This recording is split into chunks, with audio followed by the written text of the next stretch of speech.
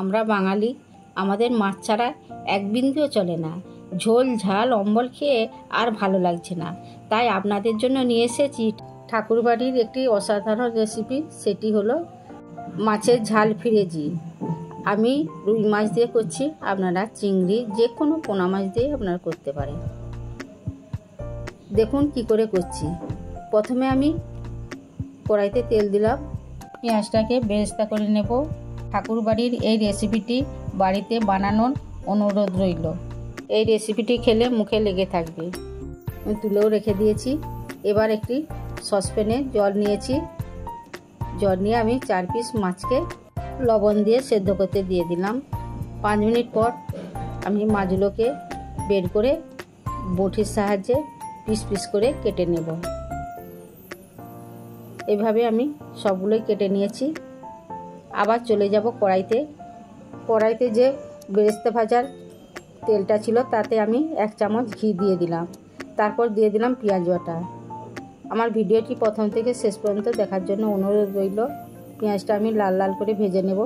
তারপর দিয়ে দিলাম কাঁচা লঙ্কা বাটা। কাঁচা লঙ্কাটাও আমি ভালোভাবে নেড়ে নিলাম। তারপর দিয়ে দিলাম আদা বাটা। আদা বাটাটাও আমি ভালোভাবে নেড়ে নিলাম। এরপর দিয়ে দেবো হলুদ গুঁড়ো।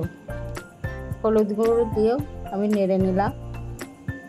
এরপর দিয়ে দেবো একটু জল দিয়ে ভালো করে মশলাটা কষে নেব। আমার কষাও প্রায় হয়ে আসছে। দেখুন মশলা থেকে তেল বেরিয়ে গেছে। এবার আমি মাছগুলো দিয়ে দিলাম মশলার ওপর, দিয়ে ভালোভাবে মাছগুলো কষে নেব। নতুন বন্ধুদের জন্য রইল সাবস্ক্রাইব করা অনুরোধ, আর পুরানো বন্ধুদের জন্য রইল ভালোবাসা। আমি পরিমাণ মতন লবণ দিয়ে দিলাম। লবণ দিয়ে আর জল দেব না। এইটাই আমি নাড়তে নাড়তে রেডি করে নেব। আমার রেডি হয়ে গেছে।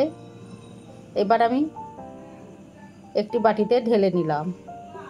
আপনারা ভাবছেন এখানেই শেষ? না, একদম শেষ না। আমি একটি মশলা রেডি করে রেখেছিলাম। সেটি হলো শুকনো লঙ্কা, শাহি জিরে, শাহি মরিচ আর গরম মশলা। শুকনো কলাই ভেজে গুঁড়িয়ে রেখেছিলাম, সেটা দিয়ে দিলাম। এরপর বেরেস্তাটাও আমি ওপর থেকে ছড়িয়ে দিলাম। এরপর দিয়ে দিলাম লেবু রস কয়েক ফোঁটা। ব্যাস রেডি আমার মাছের ঝাল ফ্রিজি। এটি গরম ভাতের সঙ্গে খাবেন, অসাধারণ লাগে। আমার ভিডিওটি ভালো লাগলে লাইক কমেন্ট শেয়ার করবেন। সুস্থ থাকুন, ভালো থাকুন। দেখা হচ্ছে পরের ভিডিওতে। অবশ্যই বাড়িতে বানিয়ে খেয়ে কমেন্ট করে জানাবেন কেমন হলো।